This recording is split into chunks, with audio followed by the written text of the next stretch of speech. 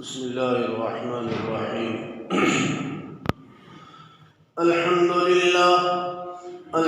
لله نحمده ونستعينه ونستغفره ونؤمن به ونتوكل عليه ونعوذ بالله من شرور أنفسنا ومن سيئات أعمالنا.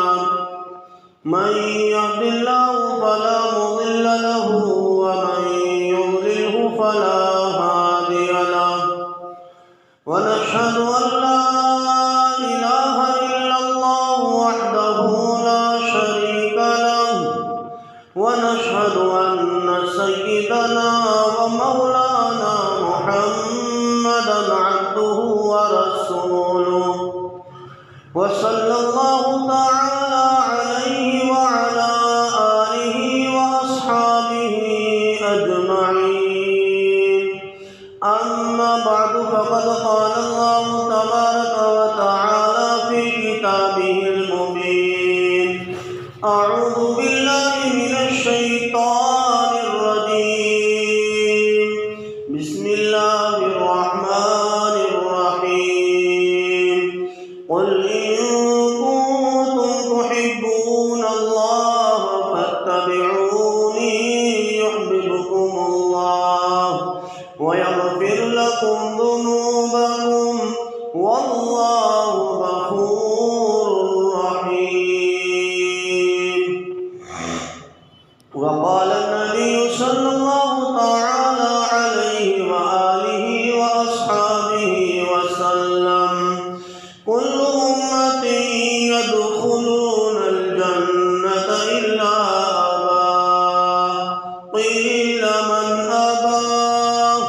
قال: من أطاعني دخل الجنة ومن عصاني فقد أبى. أو كما قال رسول الله صلى الله عليه وسلم: اللهم صل على محمد وعلى آل محمد في أول كلامنا، وصل على محمد وعلى آل محمد في أوسط كلامنا، وصل على محمد وعلى آل محمد في آخر كلامنا. سبحان ربك رب العزة عما يصفون وسلام على المرسلين والحمد لله رب العالمين. بزرگان محترم، گزشتہ جمعہ سے پہلے کی جمعہ پیارے آقا صلی اللہ علیہ وسلم کے حقوق کے متعلق کچھ بات عرض کی تھی کہ پیارے آقا صلی اللہ علیہ وسلم کے 4 حقوق بڑے اہم ہیں. اس میں سے پہلے 2 حقوق کے متعلق بات ہو چکی. ہو سکتا ہے کسی کو یاد بھی ہو کہ پہلے 2 حقوق کون سے تھے، ورنہ یہ ساری ذمہ داری تو بات کرنے والے کی ہے کہ کہاں سے میں نے چھوڑا ہے، میں نے کہاں تک بیان کیا ہے. خیر، جن کو یاد ہے ان کا پختہ ہو جائے، اور جن لوگوں کو یاد نہیں ہے ان کو تازہ ہو جائے. تو پہلے 2 حقوق تھے تصدیق رسالت.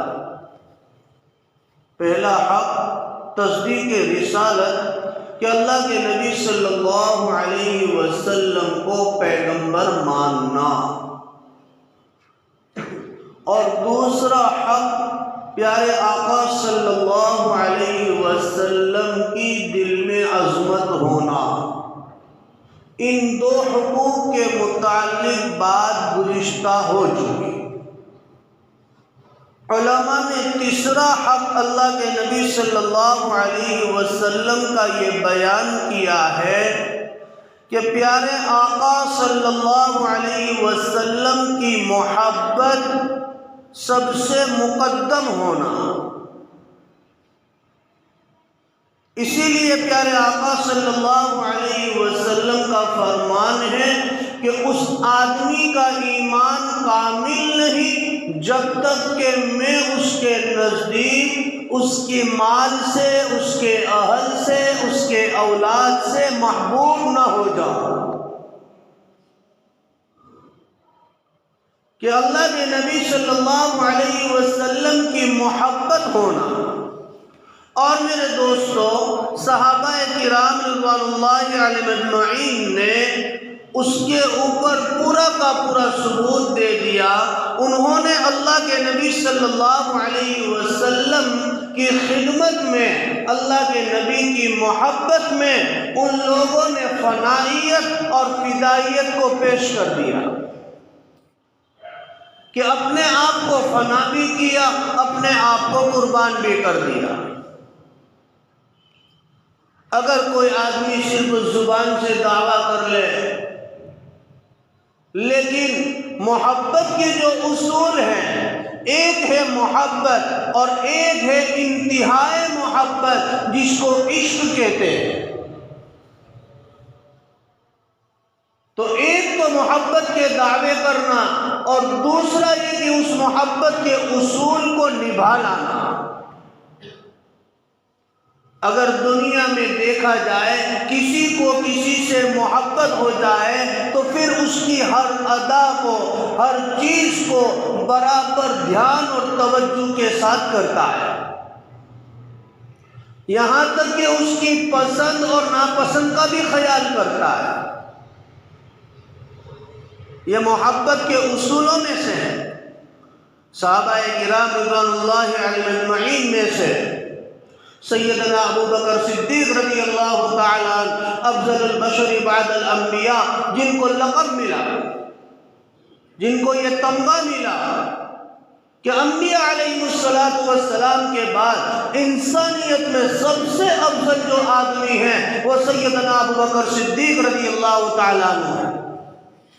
کہ ابتدائے اسلام کے اندر جب اللہ کے نبی صلی اللہ علیہ وسلم کو کفار مکہ نے تکلیف پہنچائی، مارنا پیٹنا شروع کیا، حضرت ابو بکر صدیق رضی اللہ تعالیٰ عنہ درمیان میں گھس گئے، مار کھاتے رہے، محبوب کو بچا لیا۔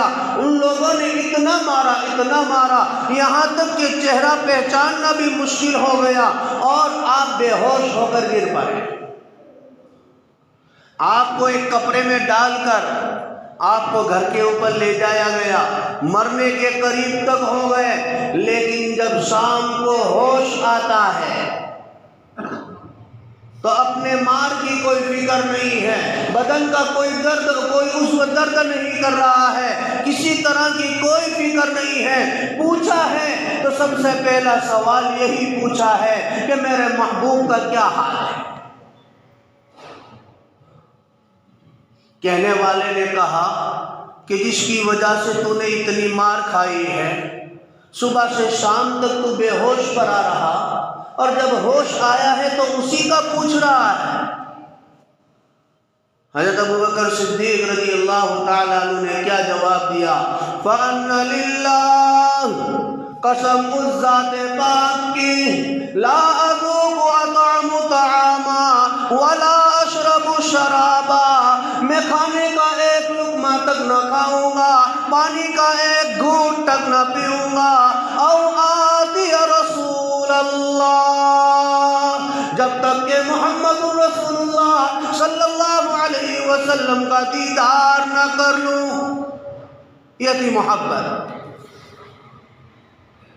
پورے دن بے ہوش پڑے ہوئے ہیں، ہوش آیا ہے، محبوب کا پتہ لگا رہے ہیں۔ ارے کس کس صحابی کے محبت کا، کس کس صحابی کے عشق کو بیان کیا ہے؟ رئیس المنافقین عبداللہ بن ابی کے صاحبزادے حضرت عبداللہ جو پکے مومن تھے، ایمان والے تھے، اللہ کے نبی صلی اللہ علیہ وسلم کے ممتاز صحابی ہیں، ان کے کانوں کے اندر یہ خبر پہنچی کہ میرے باپ رئیس المنافقین کے متعلق اللہ کے نبی صلی اللہ علیہ وسلم نے قتل کا حکم دیا ہے۔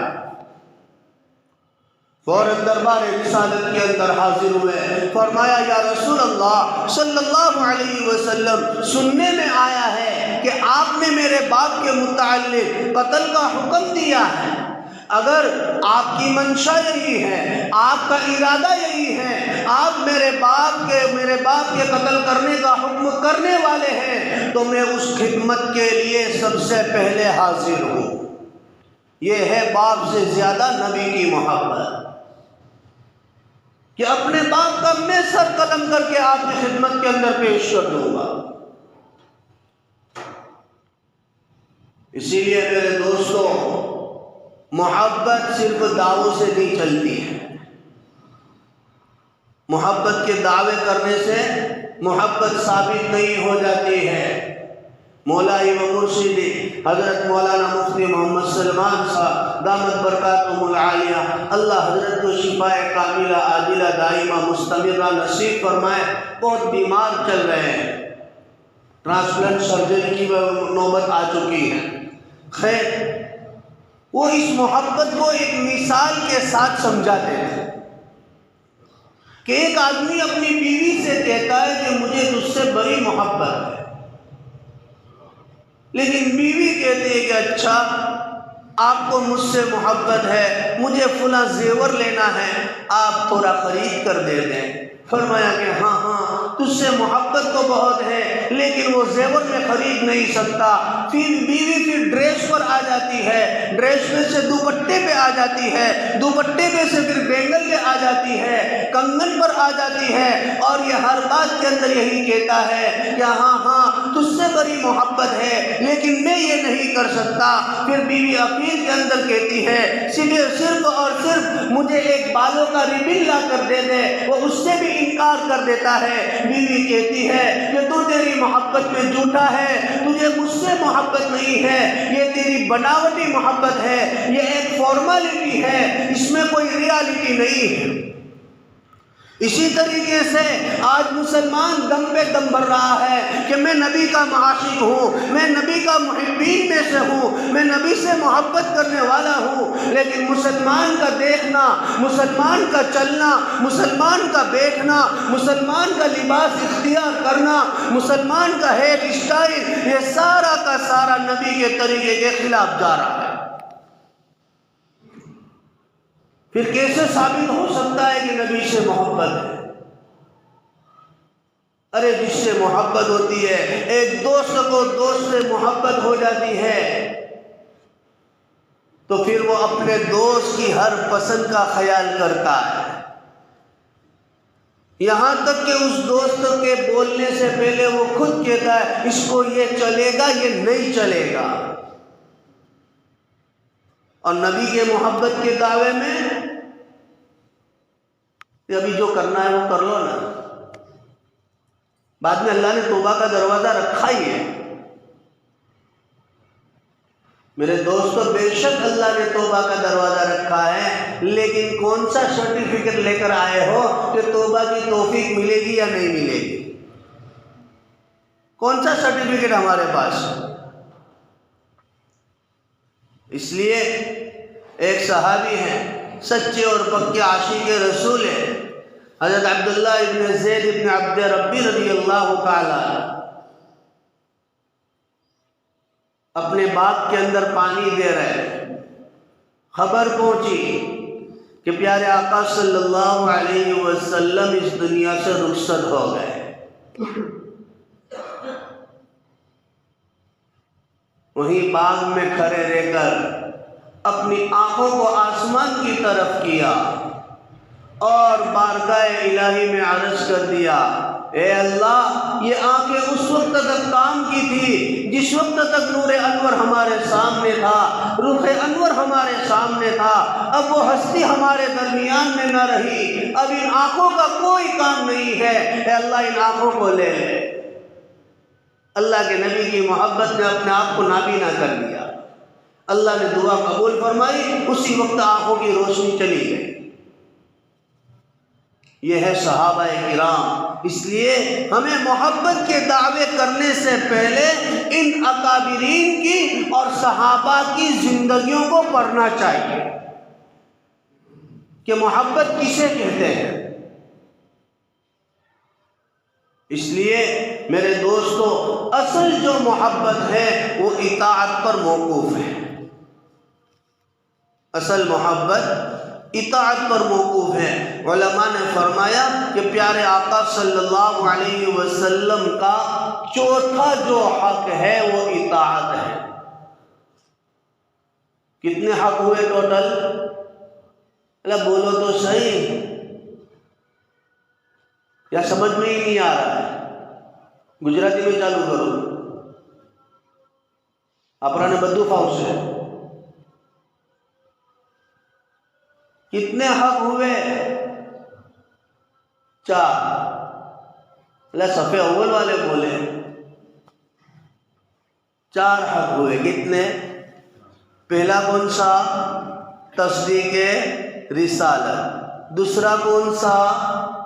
عظمت رسول۔ تیسرا کون سا؟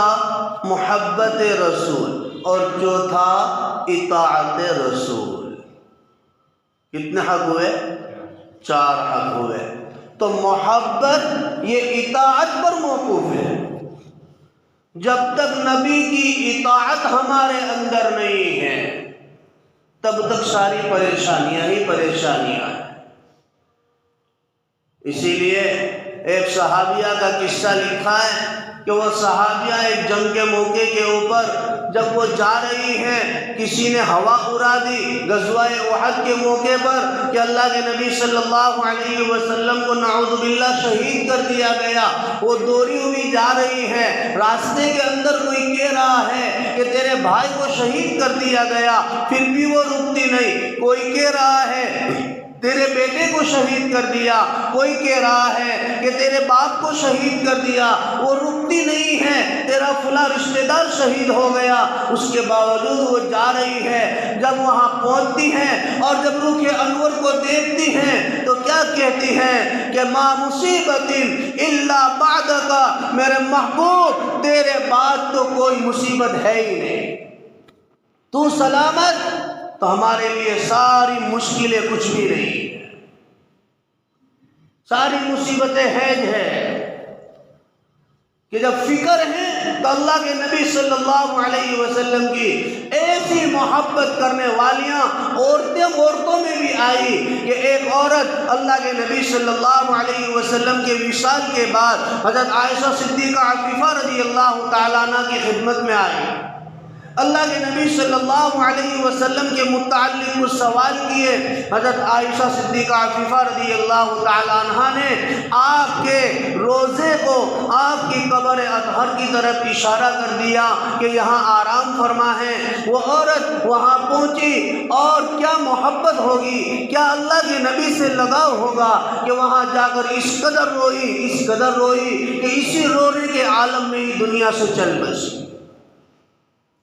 اس لیے میرے دوستو، محبت کا دعویٰ کر لینا یہ عاشقوں میں شمار نہیں ہوتا، اس کے لیے اطاعت ہے۔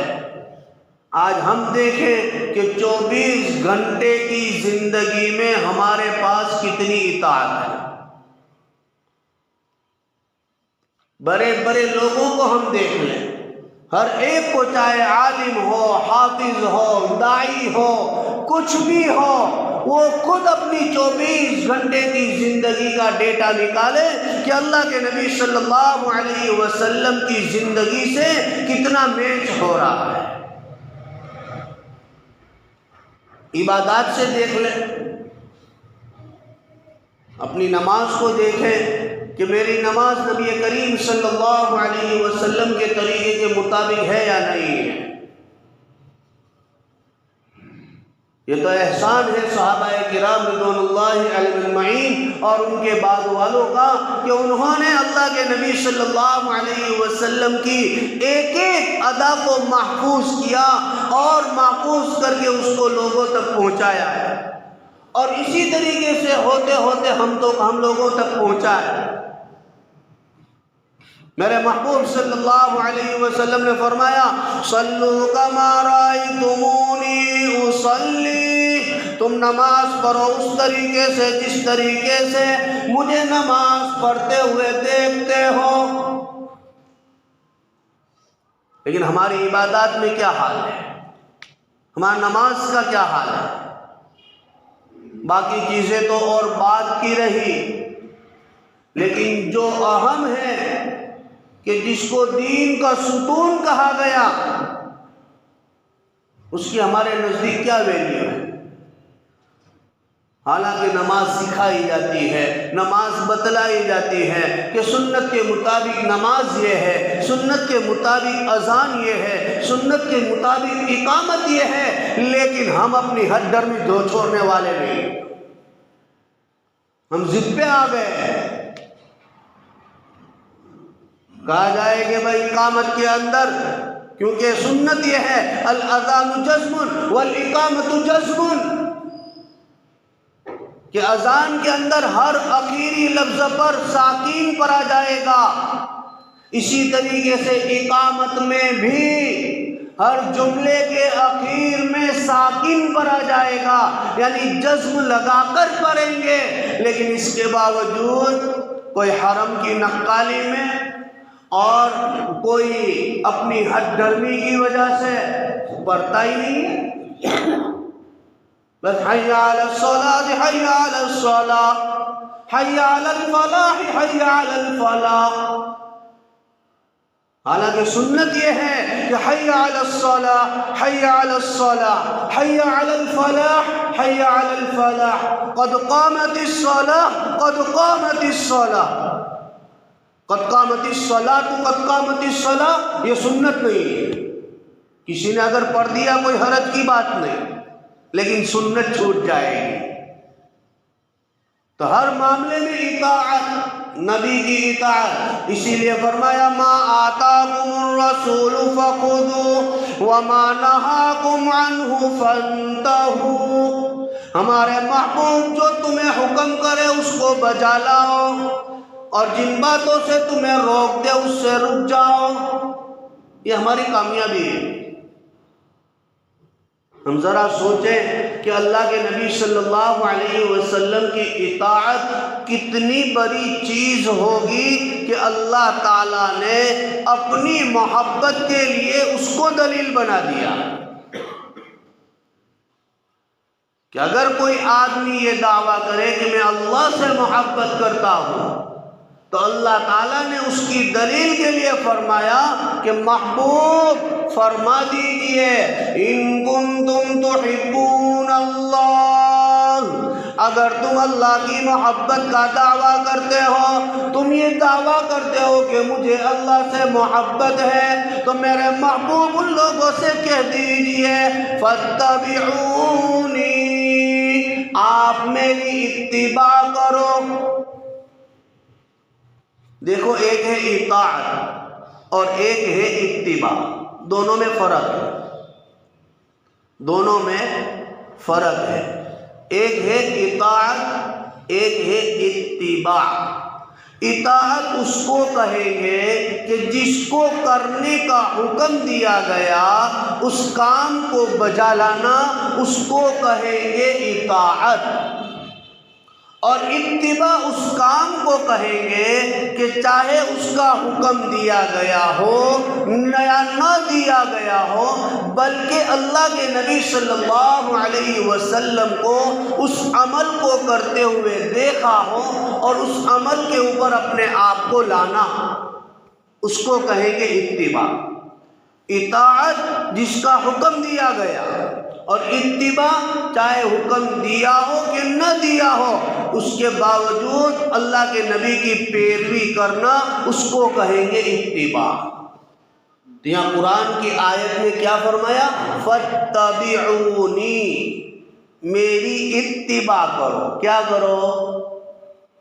تو یہاں پتہ یہ چلا کہ اللہ کے نبی صلی اللہ علیہ وسلم کی زندگی سے ہمیں اپنے آپ کو واقف کرنا چاہیے، اللہ کے نبی کی نماز سے، اللہ کے نبی کے روزے سے، اللہ کے نبی کی زکوٰۃ سے، اللہ کے نبی کے حج سے، اللہ کے نبی کے معاملات سے، اللہ کے نبی کے معاشرت سے، اللہ کے نبی کے اخلاق سے، تمام چیزوں سے ہمیں اپنے آپ کو واقف کرنا پڑے گا، تبھی تو اتباع ہوگی۔ کہ نبی کی نماز کیسی تھی، روزہ کیسا تھا، تبھی تو ہماری اتباع ہوگی۔ اور یہ طبع سے ہے۔ علماء کرام جانتے ہیں کہ طبیعہ یہ گھوڑے کو بچے کو کہتے ہیں، عربی میں طبیعہ گھوڑے کے بچے کو کہتے ہیں، اور اس کو طبیعہ اس لیے کہتے ہیں کہ جب وہ چھوٹا ہوتا ہے تو اپنی ماں کے بالکل پیچھے لگو لگ چلتا ہے۔ کیسے چلتا ہے؟ اپنی ماں کے پیچھے، بالکل جہاں اس کی ماں کا پیر ہوتا ہے وہیں پر اس کا پیر ہوتا ہے۔ تو پتہ یہ چلا کہ اتباع تو اسے کہیں گے کہ بالکل میچنگ ٹو میچنگ اللہ کے نبی صلی اللہ علیہ وسلم کی زندگی کے ساتھ چلے تو یہ ثابت ہوگا یہ متبع سنت ہے، یہ اتباع کرنے والا ہے۔ تو اللہ تعالیٰ نے اس آیت کریمہ کے اندر اپنی محبت کی دلیل اپنے محبوب کے اتباع میں رکھی۔ اب اگر کوئی آدمی اتباع کو بجا لائے اور پیارے آقا صلی اللہ علیہ وسلم کی اتباع کر لے تو اس کو اللہ 2 انعام دے گا۔ کتنے انعام دے گا؟ 2 انعام دے گا۔ یحببکم اللہ، پہلا انعام، کہ پہلا انعام یہ ہے کہ اللہ اس سے محبت کرے گا۔ کوئی کم بات ہے؟ کوئی کم بات ہے؟ آج کوئی بڑا سردار، بڑا سرپنچ، بڑا ڈپٹی صرف اس سے کانٹیکٹ ہو جائے، محبت کی تو بات ہی نہیں ہے، وہ حلوے مچھی کھلا کے کانٹیکٹ ہو جائے، سمجھ رہے ہو؟ صرف کانٹیکٹ ہو جاوے تو اس سے آدمی پھولا نہیں سماتا، پھر بڑے لاک ڈاؤن میں بھی بنداس باہر نکلے گا۔ کیوں؟ اپنا کانٹیکٹ، اپنے کو کوئی ٹینشن نہیں ہے۔ ایک صرف معمولی کانٹیکٹ ہے، محبت نہیں ہے۔ اور یہاں تو اللہ یہ وعدہ کر رہا ہے کہ تم میرے محبوب کی اتباع کرو گے، میں اللہ تم سے محبت کروں گا۔ اب آدمی کو جس سے محبت ہو جاتی ہے تو آدمی کا حال یہ ہے کہ اس کی محبت میں سب کچھ کرنے کے لیے تیار ہو جاتا ہے۔ تو وہ الہ العالمین، وہ کل کائنات کا مالک جب ہم سے محبت کرے گا تو پھر ہمیں کسی طرح کی پریشانی پیش آئے گی؟ کسی طرح کی مصیبت کے اندر ہم پھنسیں گے؟ کوئی ہمارے خلاف سازشیں کر پائے گا اور سازشیں کرے گا تو کامیاب بھی ہو جائے گا؟ بالکل نہیں ہو سکتا، کیونکہ میرے اللہ کو مجھ سے محبت ہے۔ اسی وجہ سے میرے دوستو یہ پہلا انعام ہے کہ یحببکم اللہ، کہ اللہ تم سے محبت کرے گا۔ اور اب تک اگر تم نے خطا کے ساتھ زندگی گزاری ہے، اپنی منمانی زندگیاں گزاری ہے، میرے بندو گھبراؤ نہیں۔ اللہ فرماتا ہے وَيَغْفِرْ لَكُمْ ذُنُوبَكُمْ، میں تمہارے گناہوں کو بھی معاف کر دوں گا۔ اعمال نامہ کلیئر، اعمال نامہ کلیئر۔ جب ساری چیزیں ٹائٹل کلیئر ہو جائے، جتنے جرائم تھے، جتنے کیس تھے، سب کی فائلیں بند ہو جاوے، ایک بھی کیس باقی نہ رہے، کلین چٹ مل جاوے، تو آدمی کا کیا حال ہوتا ہے؟ اس کی خوشی کا کیا عالم ہوتا ہے کہ اب تو کلین چٹ مل گئی۔ اللہ فرماتا ہے میں تمہیں کلین چٹ دے دوں گا، قیامت کے دن تمہیں رسوا نہیں کروں گا۔ جب قیامت کے دن یہ کلین چٹ مل جائے گی تو میرے دوستو ہمارا بھی اس میں شمار ہوگا کہ ہم بھی اپنے نامہ اعمال لوگوں کو دکھاتے پھریں گے کہ میں کامیاب ہو گیا، میں کامیاب ہو گیا۔ تو یہی میرے دوستو اللہ کے نبی صلی اللہ علیہ وسلم کے 4 حق ہیں، اور اسی کو حدیث مذکورہ کے اندر بیان کیا، اسی اطاعت کو کہ کل امت یدخلون الجنت الا ابا، کہ ہر امت اجابت جنت کے اندر داخل ہوگی مگر انکار کرنے والا۔ قیل، پوچھا گیا کہ یا رسول اللہ من ابا، کس نے انکار کیا؟ انکار کرنے والے کون ہیں؟ فرمایا من اطاعنی دخل الجنہ، جس نے میری اطاعت کی وہ جنت میں داخل ہوگا، ومن عصانی فقد ابا، اور جس نے میری مخالفت کی، جس نے میری حکموں کی خلاف ورزی کی، جس نے میرے طور و طریق کو چھوڑ دیا، وہی انکار کرنے والا ہے۔ اللہ تعالیٰ ہمیں اطاعت کرنے والوں میں شامل فرمائیں۔ اللہ تعالیٰ ہمیں پیارے آقا صلی اللہ علیہ وسلم کی سچی پکی محبت نصیب فرمائیں۔ ایک مختصر واقعہ 1-2 منٹ کے اندر صرف آپ لوگوں کی ذہن سازی کے لیے سنا دوں کہ آپ صلی اللہ علیہ وسلم کے ایک غلام تھے۔ دیکھو صحابہ کی فکریں، سننے جیسا واقعہ ہے ورنہ وقت تو ہو چکا ہے۔ ان کا نام تھا حضرت ثوبان۔ ایک مرتبہ اللہ کے نبی صلی اللہ علیہ وسلم کی خدمت میں آئے اور عرض کیا یا رسول اللہ صلی اللہ علیہ وسلم قیامت کب آئے گی؟ اللہ کے نبی صلی اللہ علیہ وسلم نے پوچھا اس کے لیے کیا تیاری کی ہے؟ فرمایا تیاری تو کچھ نہیں ہے، بس اتنا ہے کہ میں اللہ اور اس کے رسول سے محبت رکھتا ہوں۔ اللہ کے نبی صلی اللہ علیہ وسلم نے فرمایا کہ انت من احببت، تو اسی کے ساتھ ہوگا کہ جس سے تجھے محبت ہے۔